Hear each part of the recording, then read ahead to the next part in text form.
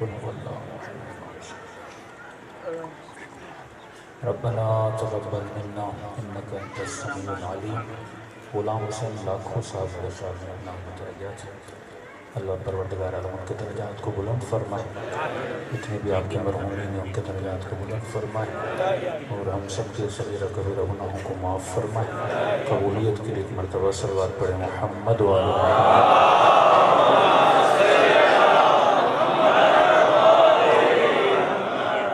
بسم اللہ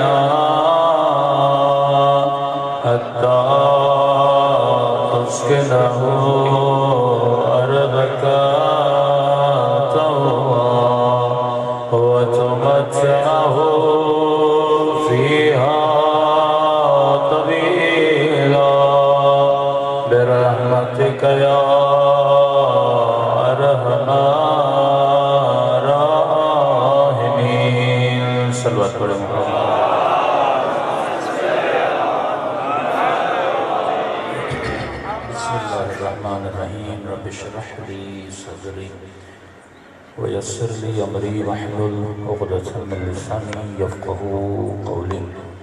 أما بعد فقد قال سبحانه وتعالى في محكم كتابه بسم الله الرحمن الرحيم إنما وليكم الله ورسوله والذين آمنوا الذين يقيمون الصلاة ويؤتون الزكاة وهم راكعون. صلوات پر محمد وآل محمد۔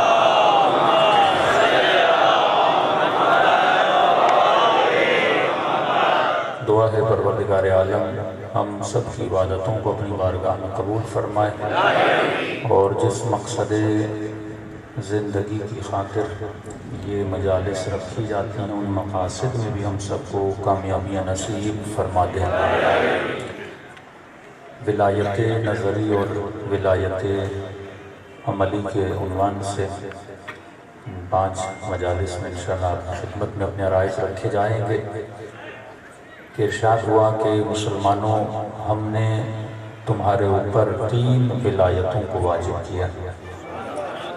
انما ولیکم اللہ، تمہارا ولی میں اللہ ہوں، والرسول، میرا رسول تمہارا ولی ہے، والذین آمنوا الذین یقیمون الصلاۃ ویؤتون الزکاۃ وہم راکعون، تیسرا وہ تمہارا ولی ہے جو حالت رکوع میں زکوٰۃ دیتا ہوا نظر آ جائے.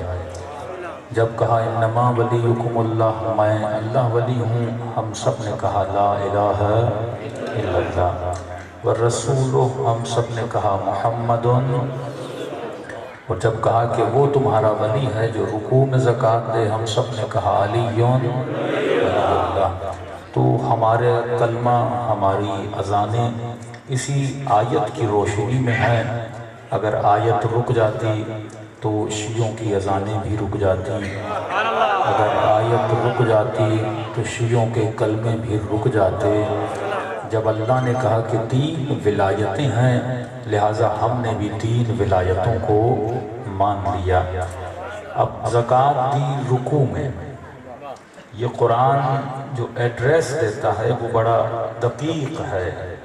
ایک مرتبہ میں کہتا ہوں فلاں شہر میں چلے جانا، فلاں چوراہے پر فلاں گلی میں گھر ہے، لیکن ایک مرتبہ میں دقیق ایڈریس دیتا ہوں کہ فلاں چوراہے کی فلاں گلی کے ابتدا میں فلاں دکان ہے، فلاں دکان ہے. دکان بھی کون سی ہے وہ بھی بتاتا ہوں، پھر بتاتا ہوں 3 گھر چھوڑ کے 4تھا گھر فلاں آدمی کا ہے.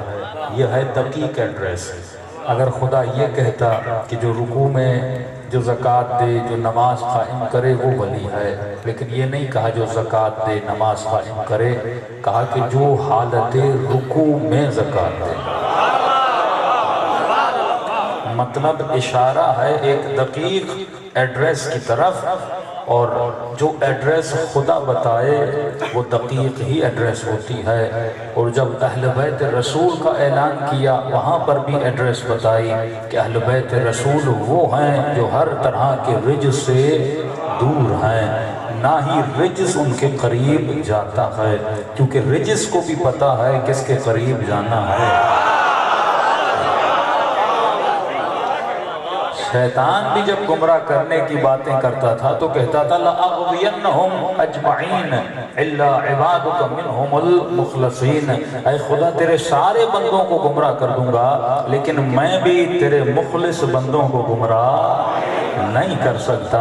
تو یہاں پر ایڈریس بتائی جاتی ہے. میں نے کہا مسلمان اگر ہدایت چاہتا ہے تو قرآن اٹھا لے. قرآن واقعاً وہ کتاب ہے جو ہر بندے کو ہدایت دیتی ہے. ہم قرآن کرتے تو بہت ہیں لیکن قرآن پڑھتے بہت کم ہیں.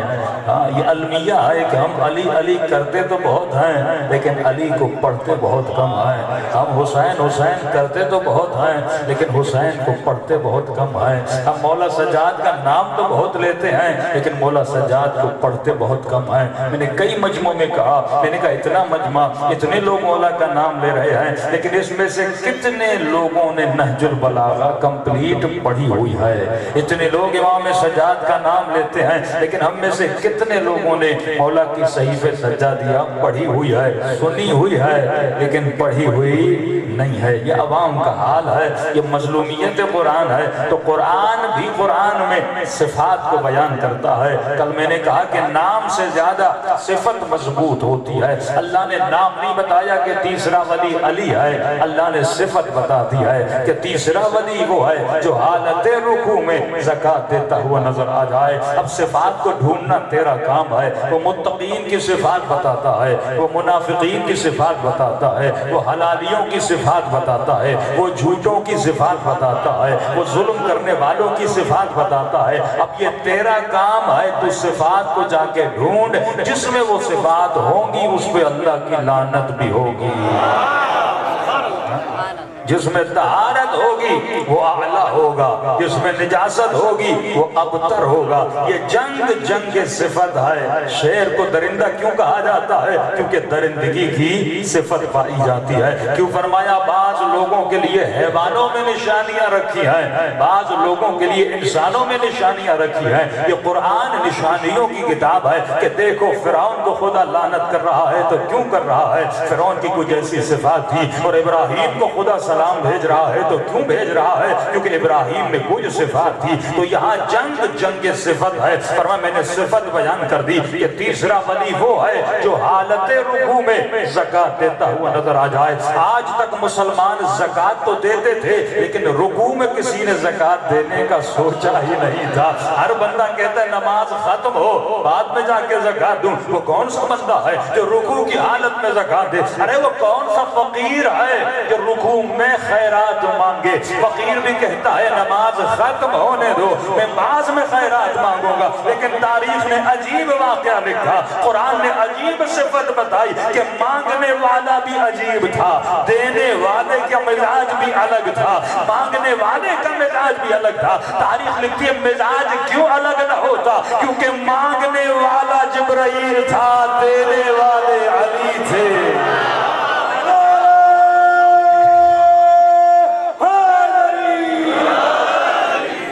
مانگنے والا دینے والے کو جانتا تھا، دینے والا مانگنے والے کو جانتا تھا۔ یہ دونوں مزاج شناس تھے۔ دینے والا استاد تھا، مانگنے والا شاگرد تھا۔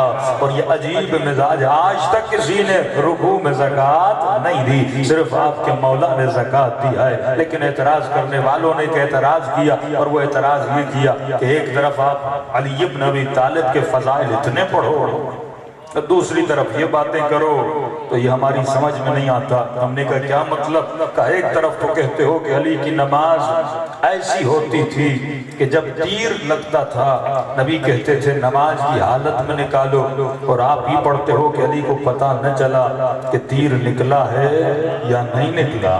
اور دوسری طرف کہتے ہو کہ کسی نے خیرات مانگی، وہ بھی علی نے نماز کی حالت میں آواز سن لی۔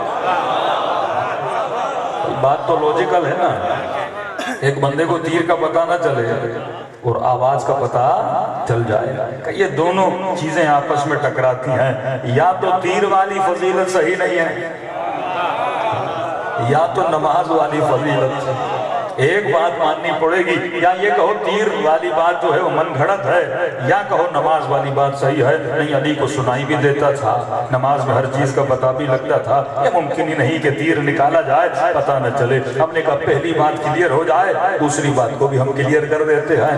پہلی بات یہ کہ مانگنے والے نے 3 مرتبہ مانگا تھا۔ جب پہلی مرتبہ کہا ہے کوئی مجھے خیرات دینے والا، علی نے نہ آواز سنی نہ علی نے خیرات دی۔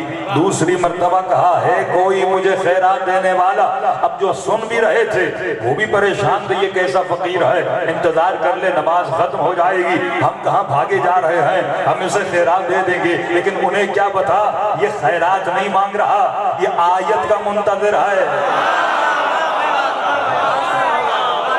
فقیر کو بھی پتا تھا رحمت للعالمین کے دربار میں ہوں، نماز ختم ہوگی کوئی نہ کوئی تو خیرات دے گا، لیکن یہ مأمون تھا اللہ کی طرف سے کہ جا کر خیرات مانگو، کیونکہ اللہ بھی جانتا تھا کوئی نمازی نماز میں خیرات نہیں دیتا، یہ آیت بلانے کا منتظر تھا۔ اب اس نے تیسری مرتبہ آواز بلند کی، کہنے لگا پروردگارا تیرے نبی کی دربار میں آیا ہوں اور خیرات مانگ رہا ہوں، مجھے کوئی خیرات نہیں دے رہا، کیونکہ اسے بھی پتا تھا خیرات ملنی ہے، یہ بھی پریشان تھا خیرات کوئی دے کیوں نہیں رہا۔ جب اس نے تیسری مرتبہ خدا سے مانگا، اور وہ علی جو ہمیشہ حضور خدا میں ہوتے ہیں، آواز کو سن لیا، خیرات کو دے دیا۔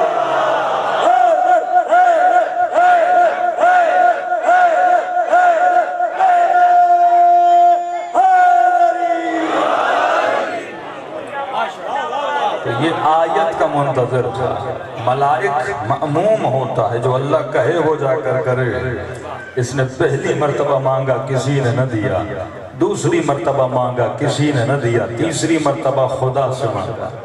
اور وہ علی ابن ابی طالب جو نماز کی حالت میں ہمیشہ حضور پروردگار عالم میں ہوتے ہیں. یہ کہوں خدا نے سنا اور ید اللہ نے دیا. رب نے آواز کو سنا اور ید اللہ نے عطا کر دیا. تو میرے عزیز صرف نظریہ رکھنے سے کچھ نہیں ہوتا جب تک نظریوں کو پرکھا نہ جائے. ایک مومن سے پوچھا جائے نا کہ یا علی مدد کیوں کہتے ہو، جواب یہ دے کہ مولانا کیونکہ بچپن سے کہتا ہوا آ رہا ہوں، میری عادت ہے. نظریے عادتوں سے نہیں بنتے، نظریے عقل سے بنائے جاتے ہیں. نقل والے شیعہ نہیں ہوتے، عقل والے شیعہ ہوتے ہیں. یہ اور بات اصل میں ہوتی ہی نقل ہے. علی والا اور میٹرک پاس کرے نقل سے، انٹر پاس کرے نقل سے.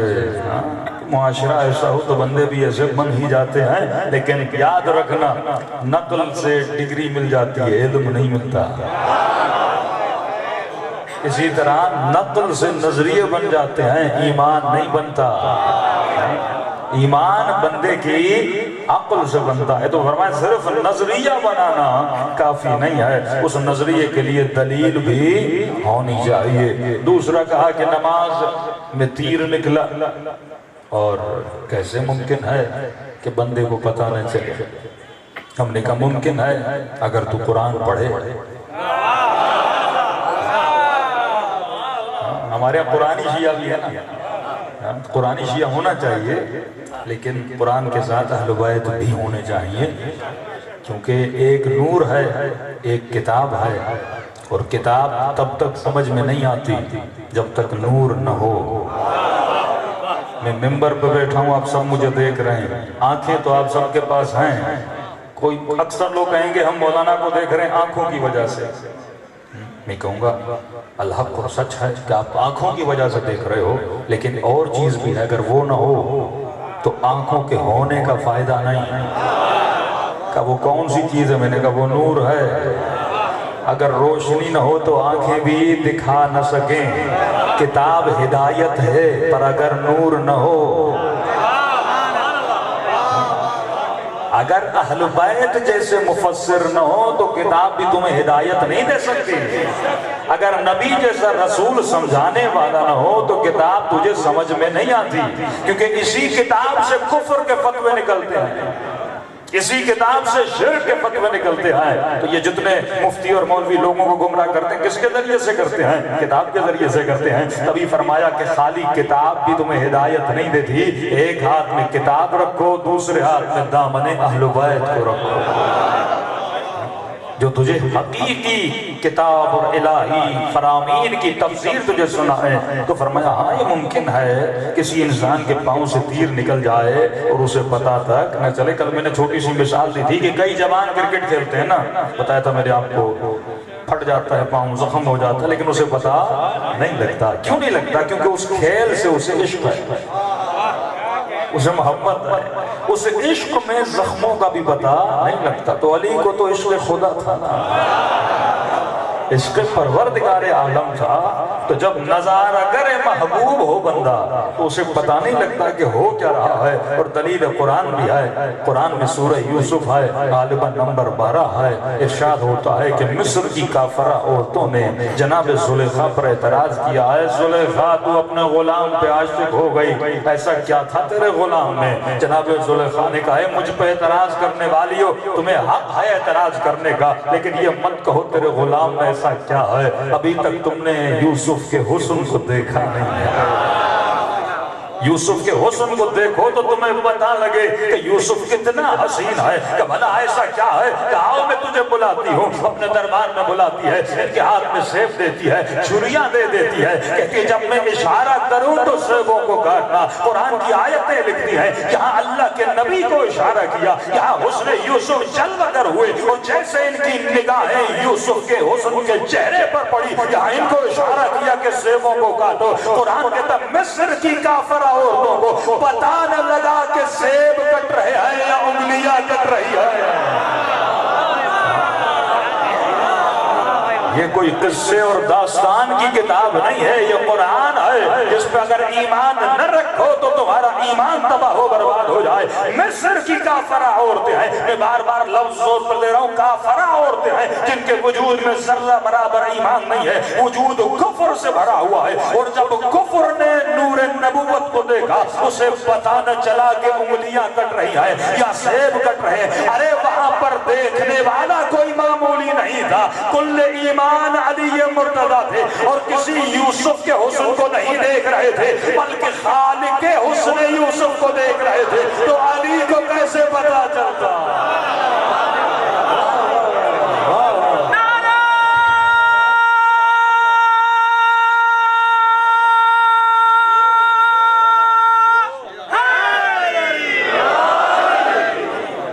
وہاں پر علی مرتضی تھے اور کوئی عام حسن کو نہیں دیکھ رہے تھے، خالق حسن یوسف کو دیکھ رہے تھے۔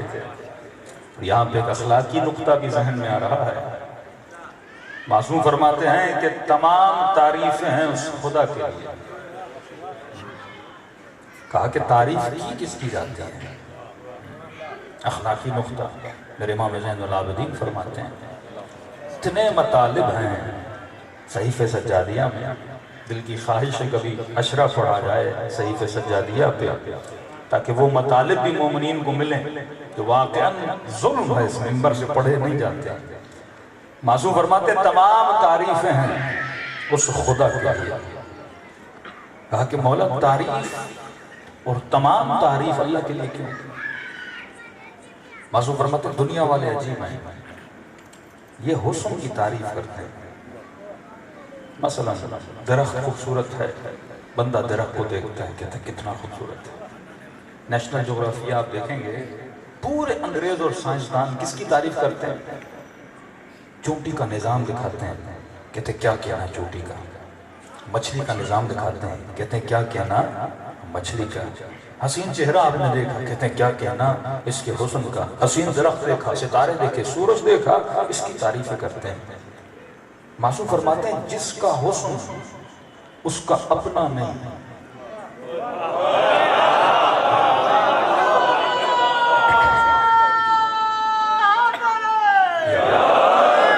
عجیب ہے انسان جس کا حسن اس کا اپنا نہیں، جس کو علمی اصطلاح میں کہتے ہیں جس کا حسن اس کا ذاتی نہیں۔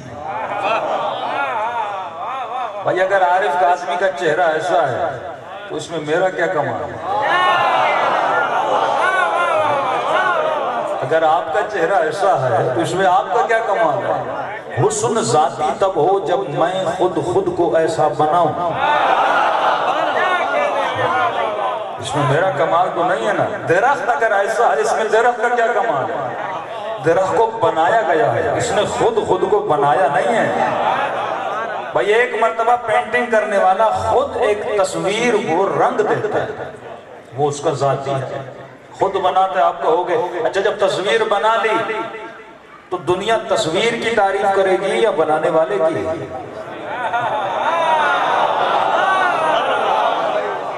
ایوارڈ کس کو ملے گا، تصویر کو یا بنانے والے کو؟ کتنے احمق ہیں دنیا والے، حسن کو دیکھ کر حسن کی تعریف کر رہے ہیں، خالق حسن کی تعریف نہیں کر رہے۔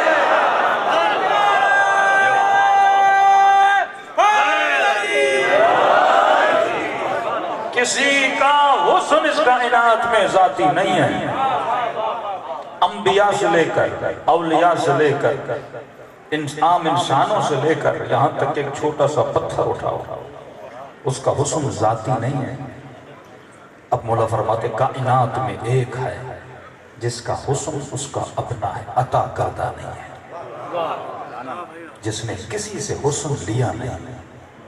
اگر محمد بنا تو نبوت عطا کی گئی، اگر مدینۃ العلم بنے تو علم عطا کر دیا گیا۔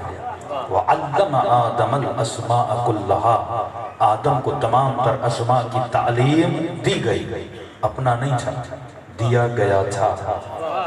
لیکن فرمایا کائنات میں ایک ہے جس کا حسن اس کا اپنا ہے، وہ ہے پروردگار عالم۔ فرمایا تبھی ہم کہتے ہیں الحمدللہ رب العالمین۔ تمام تعریفیں کس کے لیے ہیں؟ خدا کے لیے ہیں۔ اچھا عام مومن سے پوچھو، اگر کسی گھر پہ جاؤ، اس نے آپ کی بڑی دعوت کی، سفرہ لگایا، سامنے مرغی، بریانی، گوشت، اور بندہ جائے کہ کیا کہنا مرغی کا، کیا کہنا اس چاول کے دانے کا، کیا کہنا اس سبزی کا، اور جس نے بلایا وہ دیکھ رہا ہے بندہ اس کی تعریف کی جا رہا ہے، میری کیوں نہیں کر رہا؟ مرغی کی تعریف کر رہا ہے، چاول کی تعریف کر رہا ہے، شربت کی تعریف کر رہا ہے، لیکن جس بیچاری نے بنایا، جس نے تجھے بلایا، تو اس کی تعریف نہیں کر رہا۔ تو اللہ بھی کبھی کبھی کہتا ہوگا عجیب بندہ ہے، میرے حسن کی تعریف کر رہا ہے، میری تعریف کیوں نہیں کر رہا؟ تو یہ وہ معارف یہ کب ملتے ہیں؟ جب انسان میں شعور آئے۔ صرف لفظوں کو رٹنے سے، نظریے کو پالنے سے کچھ نہیں ہوتا۔ جب میں نے کہا پاکستان کا مطلب کیا، ہر بچے کو یاد ہے کہ پاکستان کا مطلب ہے لا الہ الا اللہ، لیکن اس ملک کے کس کونے میں لا الہ الا اللہ نظر آتا ہے؟ اوپر سے لے کے نیچے تک آ جائے۔ جس کے پارلیمنٹ کے لاؤنجز میں جاؤ تو وہاں سے شراب کی بوتلیں ملتی ہیں، اور کوئی پکڑا بھی جائے تو کہتے ہیں شہد تھی۔ یہ حال ہے اس ملک کا۔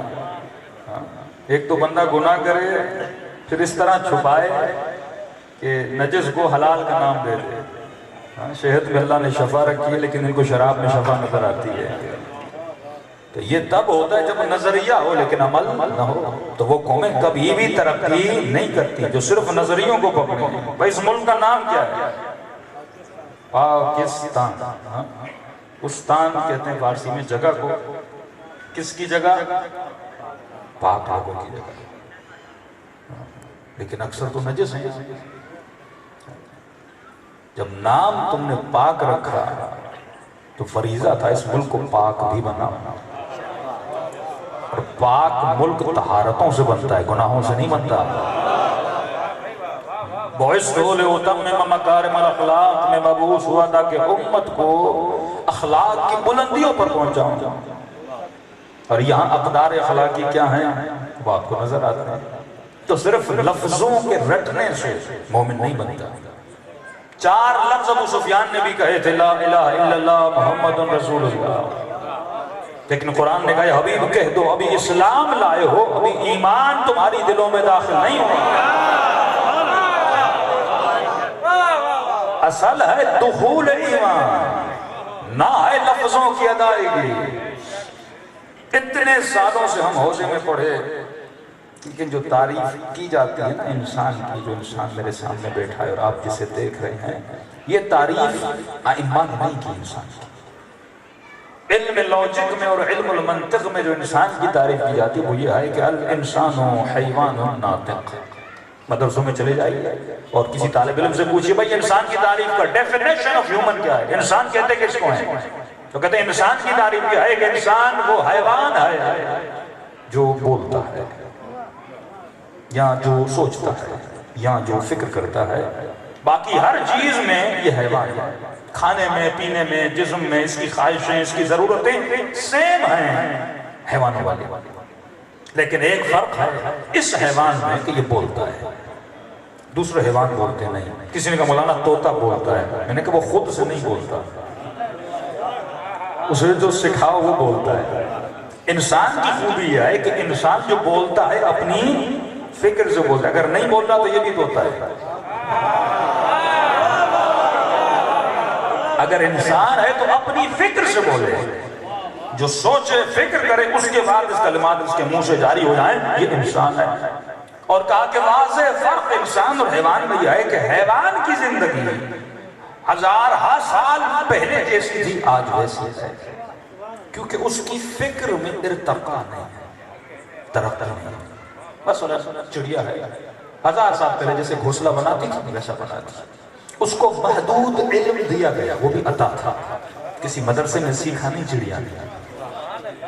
آج پوچھا جائے کہ یہ چڑیا گھونسلہ کس سے بنانا سیکھتی ہے، پوچھئے کسی مفتی اور مولوی سے۔ یہ اتنے حیوان، یہ کبوتر، یہ چڑیا، یہ بھینس، یہ بکریاں جو اپنی زندگی گزارنے کے لیے طریقے بناتی ہیں، یہ کس سے سیکھتے ہیں؟ یعنی سیکھتے نہیں ہیں، ان کو سکھایا جاتا ہے۔ تو میں نے کہا جس چڑیا کو خدا سکھا لے جس چڑیا کو خدا سکھا دے وہ ایسا گھونسلہ بناتی ہے، اور اسے علم کون دے رہا ہے؟ پروردگار عالم دے رہا ہے۔ تو جب چھوٹے سا علم خدا کسی کو دیتا ہے، پوری دنیا اس پہ ریسرچ کر رہی ہے، انہوں نے سیکھا کہاں سے؟ وہ تصور کرو جو مدینۃ العلم ہوگا، یہ خدا سکھاتا ہے۔ لیکن اس چڑیا میں ترقی نہیں ہے، یہ جیسا گھونسلہ 1000 سال پہلے بناتی تھی آج ویسا بناتی ہے۔ لیکن انسان میں ارتقا ہے۔ یہ پہلے کھیتیوں میں رہتا تھا، پہاڑوں میں رہتا تھا، پھر شہر میں آیا، پہلے گدھوں گھوڑوں پہ سفر کرتا تھا، اب گاڑیوں پہ سفر کرتا ہے، پہلے سمندروں میں جاتا تھا، اب جہازوں میں چڑھ رہا ہے۔ تو اس کا فکری ارتقا بتا رہا ہے کہ یہ کون ہے؟ یہ انسان ہے۔ اس کی فکر میں رد و بدل بتا رہا ہے کہ یہ کون ہے؟ یہ انسان ہے۔ یہ تعریف کی دنیا والوں نے کہ انسان وہ ہے جو فکر کرے، انسان وہ ہے جو بولے۔ لیکن جب میں مکتب اہل بیت میں گیا تو مجھے ایک الگ تعریف ملی جو روزوں میں نہیں پڑھائی گئی، اور وہ تھی صحیفہ سجادیہ کے اندر کہ امام سے پوچھا، مولا انسان کی ڈیفینیشن کیا ہے؟ انسان کسے کہتے ہیں؟ امام نے یہ نہیں کہا جو بولے وہ انسان ہے، تو سب کو پتا ہے یہ تو کوالٹی آف ہیومن ہے۔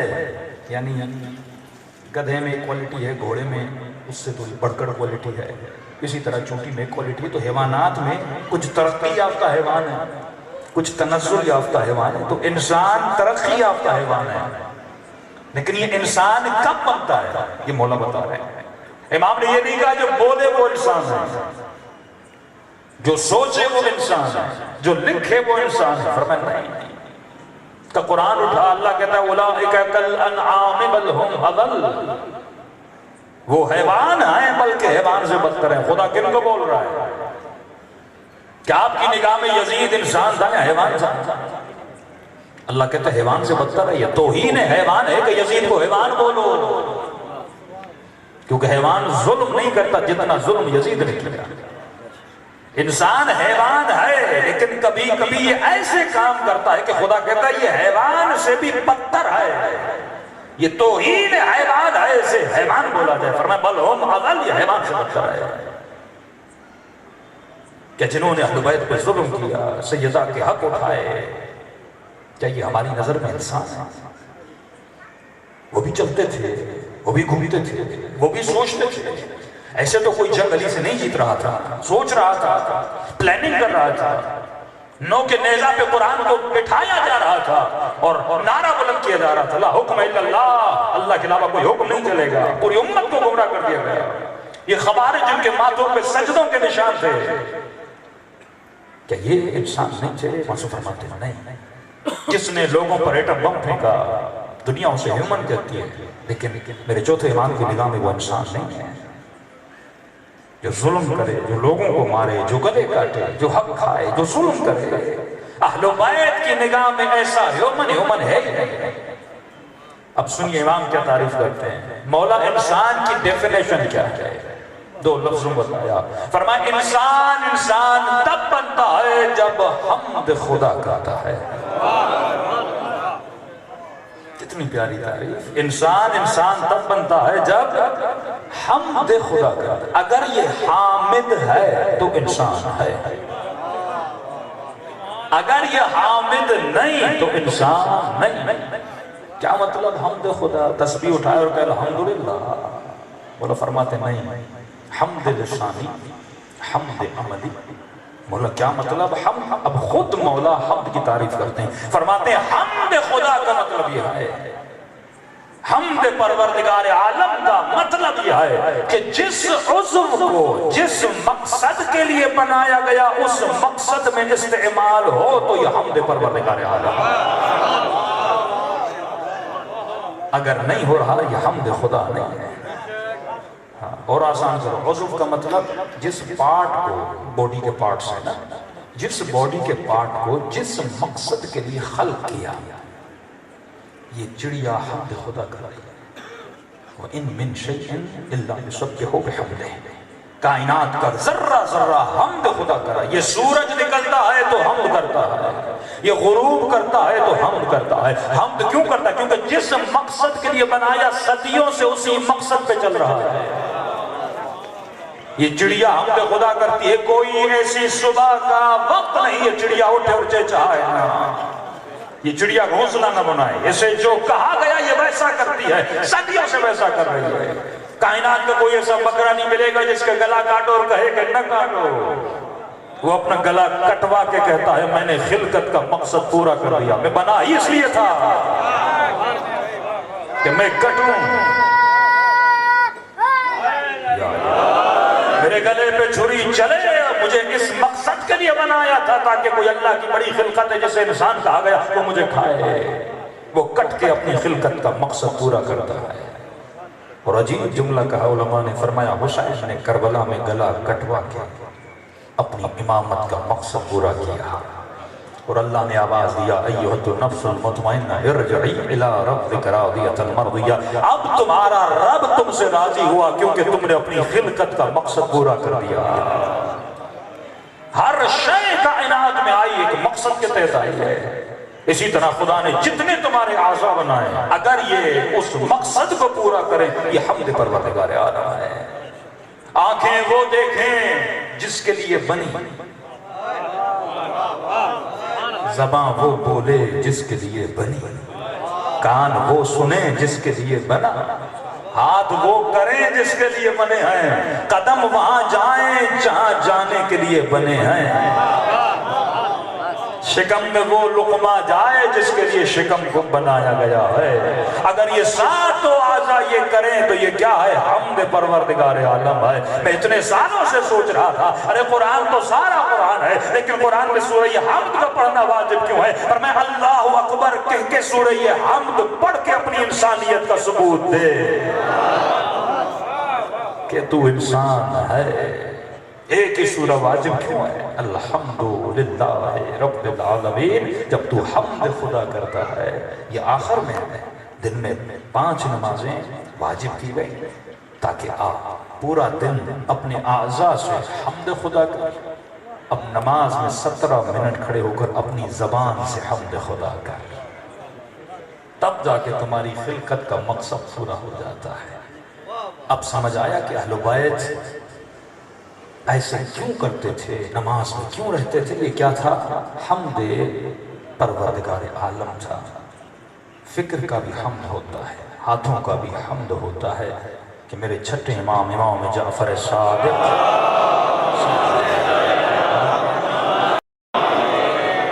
مولا منبر پر جاتے ہیں اور فرماتے ہیں اے لوگوں میں روز آتا ہوں تمہیں کچھ نہ کچھ سناتا ہوں، لیکن آج کچھ سناؤں گا نہیں، تم سے سنوں گا۔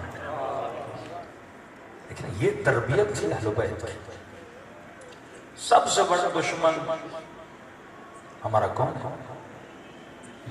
نہ شمر ہے، نہ یزید ہے، نہ سپاہ صحابہ ہے۔ کسی نے کہا مولانا سب سے بڑا دشمن ہمارا شیطان ہے، میں نے کہا وہ بھی نہیں۔ شیطان اگر سب سے بڑا دشمن ہوتا تو حبیب کو گمراہ کرتا ہے۔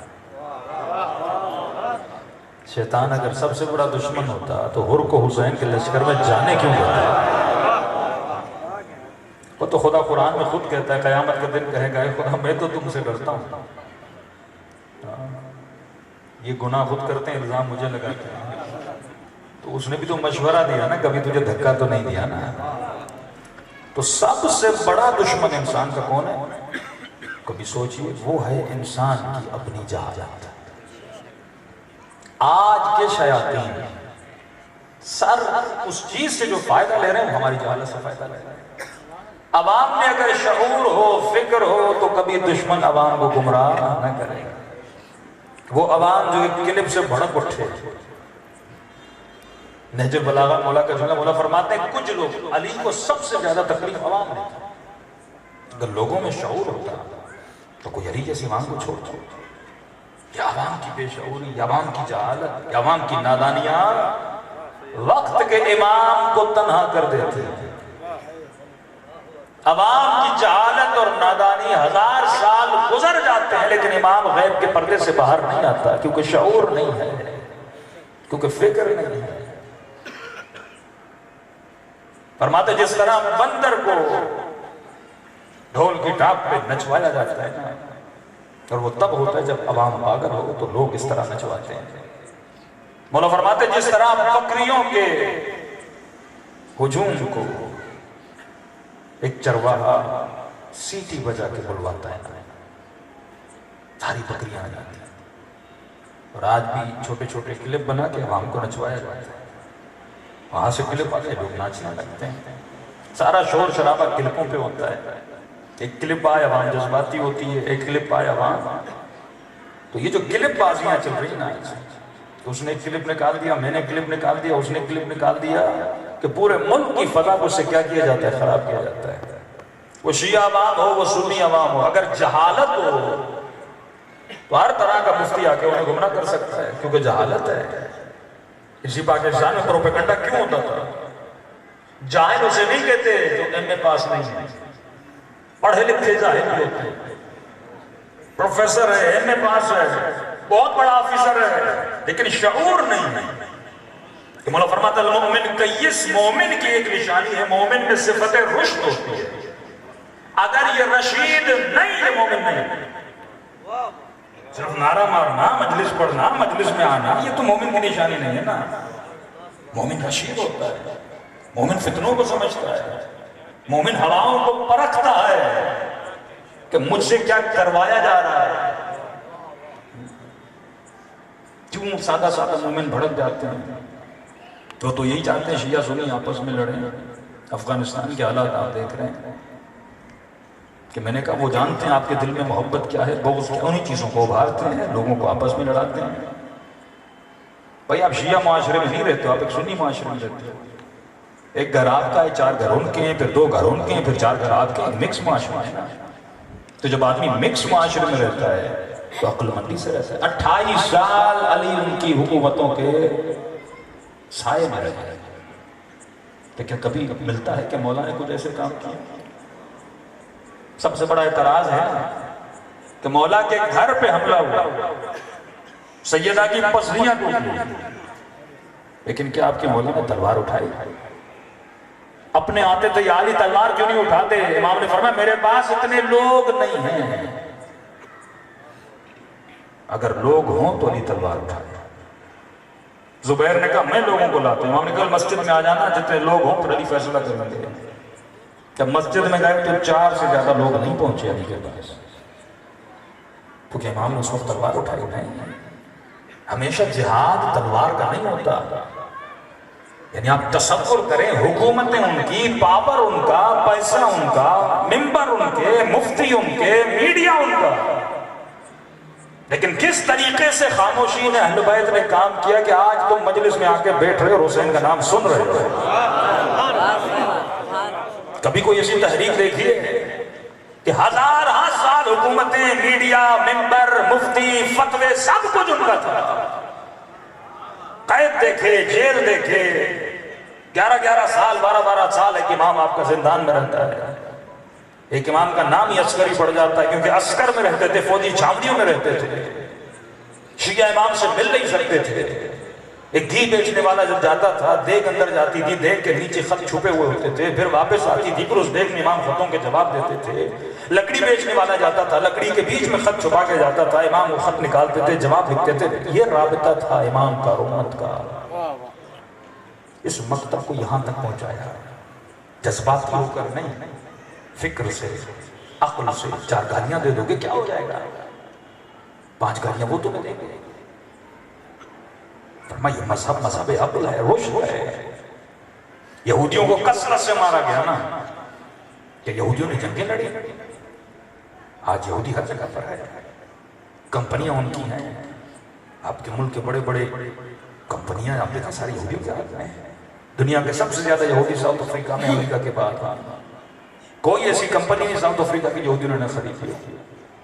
دنیا کے ٹاپ پروفیسر ان کے، ٹاپ سائنسدان ان کے، سارا بینکنگ سیکٹر ان کا، ایلوپیتھی کی جتنی دوائیاں ہیں سارے دوائیوں کے سیکٹر ان کے ہاتھ میں کیوں ہیں؟ کیونکہ اگر دشمن بھی عقل مندی سے کام لے تو وہ نتیجہ دیکھتا ہے، اپنا بے وقوفی بھی کرے تو خدا نتیجہ نہیں دیتا۔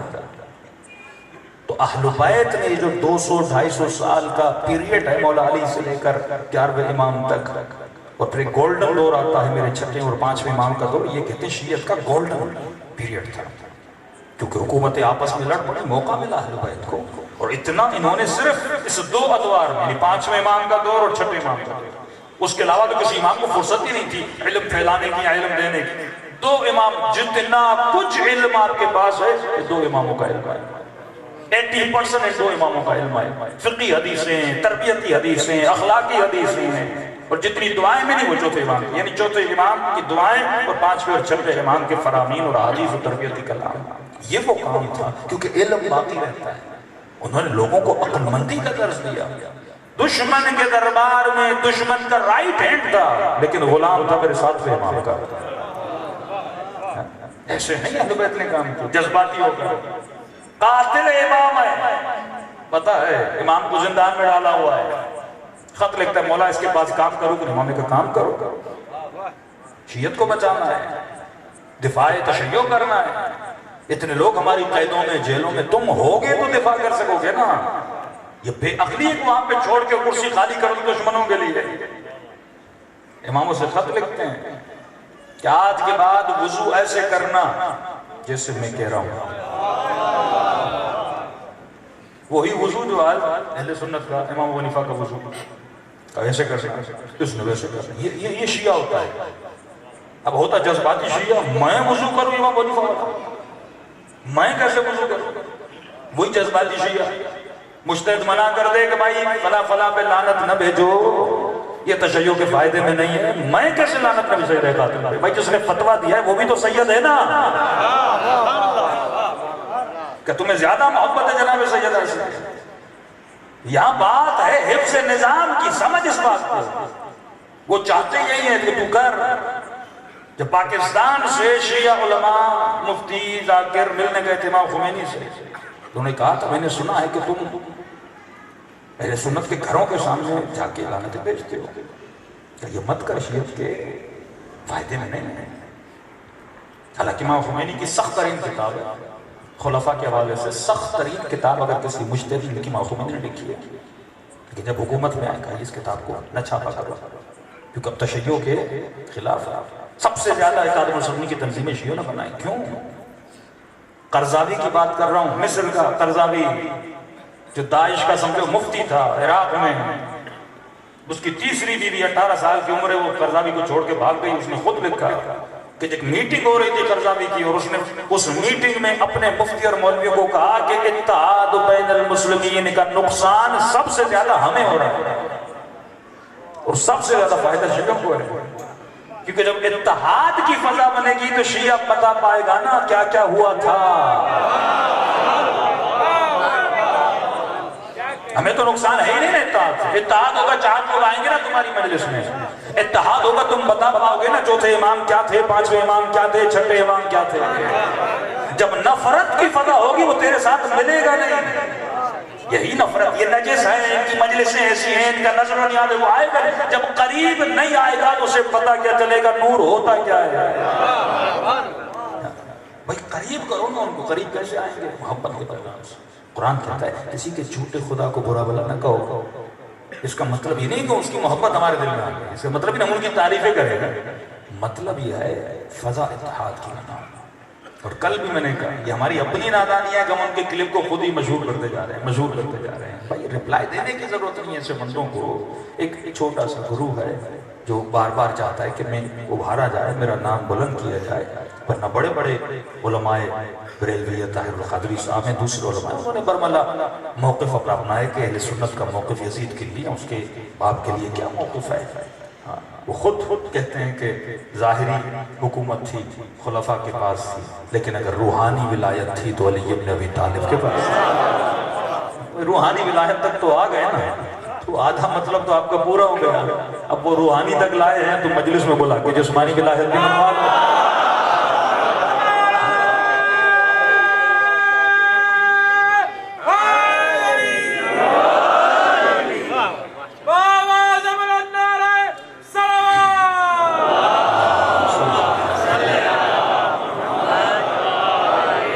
سب سے زیادہ یہ جو کلپوں کا سلسلہ چلا،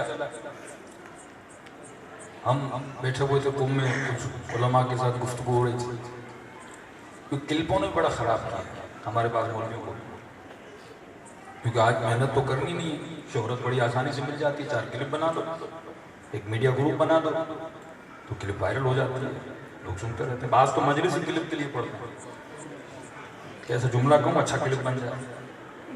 تو اس دور میں ایک خطیب کو بھی اتنی محنت نہیں کرنی پڑتی۔ ایک وقت آ کے خطبہ محنت کرتے تھے، گاؤں گاؤں گلی گلی جا کے مجلسیں کرتے تھے، 4 لوگ ان کو جانتے تھے، لیکن آج کلپ کا زمانہ ہو گیا۔ تو آج بعض مولوی ہیں دیسی مرغی والے، بعض ہیں فارمی والے، کلپوں کی وجہ سے جلدی موٹے تو ہو جاتے ہیں، چل نہیں پاتے ہیں۔ تو یہ بھی تبرج جاہلی ہے، آخری زمانے یہ نشانیاں ہیں اپنے اندر، دوسروں کے اندر۔ ان کے مفتی دیکھو، ادھر دیکھو، ادھر دیکھو، 24 گھنٹہ بندہ ممبر میں بیٹھا ہوا، کلپ پہ کلپ، کلپ پہ کلپ۔ ایک مفتی کا میں نے ٹک ٹاکر نام رکھا تھا، تو وہ بھی یہی ہے نا، بس کلپ لینا ہے، اور ٹشو کو کیا چل رہا ہے اس وقت، فضا کیا بنی ہوئی ہے اس پہ مجھے کلپ دینا ہے، یعنی آگ لگی ہوئی ہے میں اور زیادہ آگ لگا۔ تو یہ عقل مندی نہیں ہے۔ اگر مولا چاہتے تو مولا کے پاس مالک اشتر جیسے لوگ تھے، علی کا اپنا بازو ہی کافی تھا، لیکن انہوں نے کبھی بھی معجزے اپنی فتح کے لیے نہیں کیے، یاد رکھیے۔ ورنہ کربلا میں امام حسین کے پاس کیا طاقت نہیں تھی؟ دور سے فرات کو بلاتے تو فرات عباس کے پاس آتی، عباس کو جانے کی ضرورت نہیں تھی۔ ولایت مطلقہ تھی، وہ حکم کرتے دریا ابل کے اہل بیت کے پاس آتا۔ یہ طاقت ان کے غلاموں کے اندر ہے۔ جب اسماعیل ایڑیاں رگڑے تو پانی نکل آتا ہے، تو حسین کو اشارہ دیتے زمین پانی کو ابل لیتی۔ جو خاک کو اٹھائیں اپنے ہاتھ پہ، وہ ذرے سونے جواہر کے ذرات بن جائیں۔ لیکن کبھی بھی اپنی بقا کے لیے انہوں نے معجزے نہیں کی۔ ہاں، جب امامت کو ثابت کرنا ہوتا تھا معجزہ دکھاتے تھے۔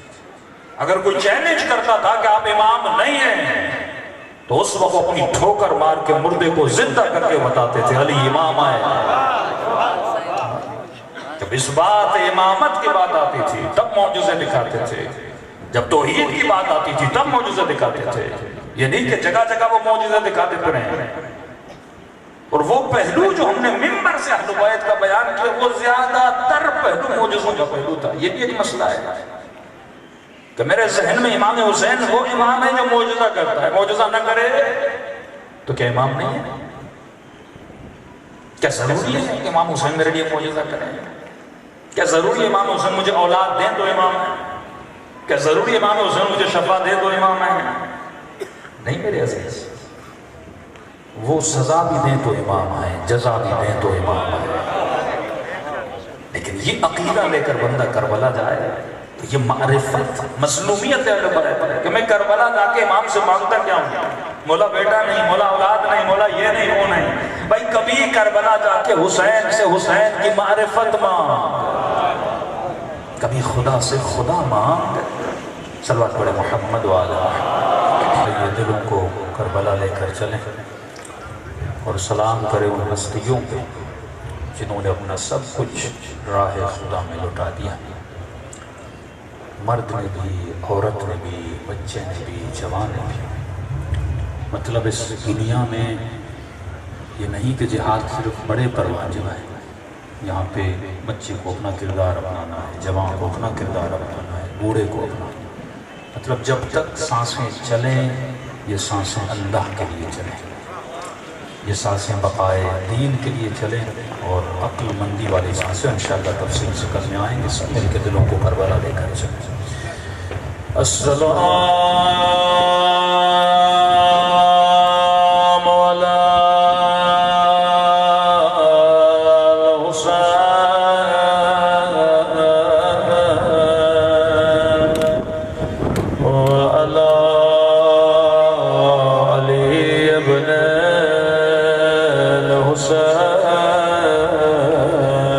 حسین کی صدا بلند وعلی اولاد الحسین وعلی اصحاب الحسین۔ سب مل کے السلام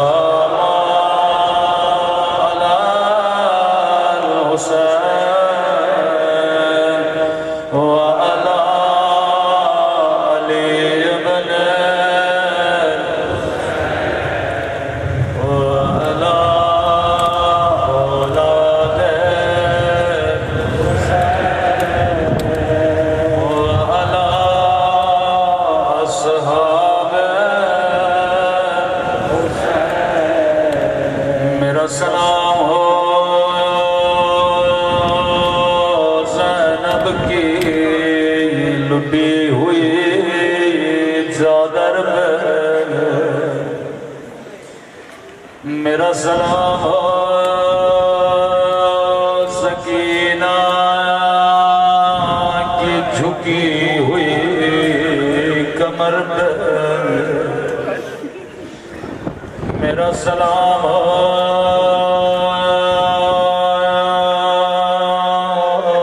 قیدی بیبیوں کے بندے ہوئے ہاتھوں پر۔ عزیزوں آپ رو رہے ہو، کسی نے آپ کو رونے سے روکا نہیں ہے، کسی نے آپ کو تماچے نہیں مارے، لیکن جب بیویاں روتی تھی کبھی شمر کے دادیاں کبھی ظالم کے تماچے۔ بڑا مقام ہے بی بی زینب کا، آواز تھوڑی بڑھائیے۔ فرمایا بچپنے میں اماں کی ٹوٹی ہوئی پسلیاں دیکھی، اللہ کسی بچی کو ماں کا جنازہ نہ دکھائے۔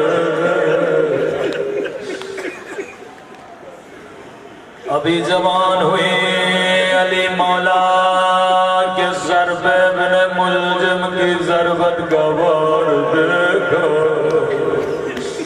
اپنے ہاتھوں سے پٹیاں باندھی تھی۔ ابھی بابا شہید ہوئے، حسن کو سفید کفن پہنایا تھا، تھوڑی دیر کے بعد خود کفن سے تیر نکال رہی تھی۔ یہی زینب ہے جب بڑھاپا آیا، ہائے کربلا کربلا،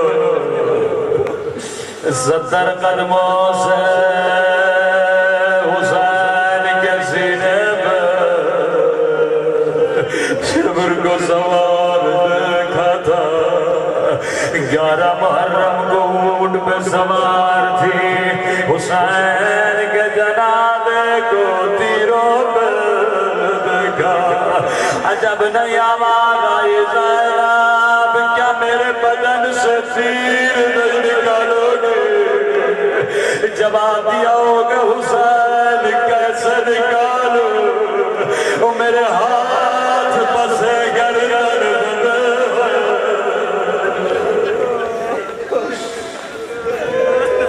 ہر شہید پہ رونے والی، ہر شہید پہ گریہ کرنے والی، کبھی قاسم کا نوحہ پڑے، کبھی علی اکبر کا نوحہ پڑے، کبھی ہائے عباس کہہ کے رونے والی۔ بی بی فضہ فرماتی ہیں جس بھی شہید کا لاش آتا تھا پہلے زینب جاتی تھی، ماں کو قریب نہیں آنے دیتے تھے، لیکن ایک مرتبہ خیمے میں 2 ننھی سی لاش آئی، لیکن مجھے کہیں زینب نظر نہ آئی۔ خیمے میں گئی کیا دیکھا، سر سجدے میں ہے، رو کے کہہ رہی ہے خدا تیرا شکر ہے، تو نے زینب کی قربانی قبول کی۔ میں نے کہا بیوی بچوں کی لاشیں آئی ہیں، کب فضہ ماں میں نہیں آؤں گی، کبھی بچوں میں نہیں روئے۔ کوفے کا بازار تھا، عباس کا سر دیکھتی تھی، رو کر کہتی تھی عباس تجھے میری چادر پہ بڑا ناز تھا۔ کبھی علی اکبر کا ماتم کرے، کبھی قاسم کا ماتم کرے، لیکن پورے سفر میں زینب اپنے بچوں پہ نہیں روئی۔ زندان شام فرمایا جب رہائی کا وقت آیا سب سر لائے گئے، علی اصغر کا سر آیا رباب نے گود میں لیا، قاسم کا سر آیا قاسم کی ماں نے لیا، حسین کا سر آیا زینب نے گود میں لیا۔ ایک مرتبہ 2 ننھی سی گردن آئے، ہر بی بی انتظار میں ہے زینب جائے گے، لیکن زینب کبھی قاسم پہ روئے کبھی اصغر پہ روئے. سر لانے والے نے کیا ان سروں کی ماں مر گئی ہے. فضان نندی سی گردن لے کبھی بھی زینب کیا بچوں سے ناراض ہو رو کر گاما فضا میں علی کی بیٹی ہو. اور زینب جو ایک مرتبہ پھر واپس نہیں لیتے. قافلہ مدینے پہنچا. مدینے میں زینب نے حسین کے مسائل پڑھے. فرمایا سجاد میں نانا کے روزے پہ جانا چاہتی ہوں لیکن میں اکیلی جاؤں گی. پورا روزہ خالی ہوا. زینب نے دروازوں کو بند کیا. رو کر کہنے لگی نانا نانا بڑی دور سے آئی ہو پوچھو گے نہیں زینب کیا لائی ہو. ایک مرتبہ چادر اتاری اپنی کلائیوں سے کپڑا ہٹایا. کلائیوں کو نانا کے روزے پہ رکھا کہ نانا تیری امت نے میری چادر چھینے. اور نانا شمرے داری آئے والے اور نانا میرا حسین.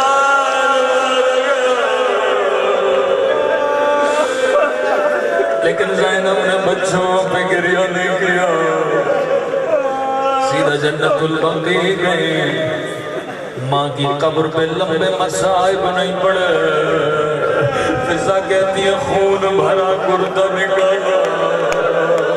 قبر زہرا میں زلزلہ آیا. زینب اٹھایا ماں برداشت نہیں کرے گے. رو کر گاما تو نے کرتا برداشت نہیں کیا. اور میرے صدر دلواز فضانے کا بی بی جلدی کرے. عبداللہ بلا رہے قدیمی مومنوں. زینب کیا سوچ کے گھر جا رہی تھی. عبداللہ پوچھیں گے زینب میرے اون و محمد کا کیا ہوا. جیسے گھر کا دروازہ کھولا عبداللہ نے کہا خاتون چلی جا ابھی میری بیوی نہیں آئی ہے. کہ عبداللہ تو نے بھی نہیں پہچانا وہ میرا حسین مر گیا. یہاں پر بھی زینب نے بچوں کا نام نہ لیا لیکن کب تک صبر کرتی. زینب بھی ماں کا دل تھا. ایک مرتبہ بچوں کا کمرہ کھولا. زینب نے ننے سے مسلح دیکھے. مسلحوں کو سینے سے لگایا.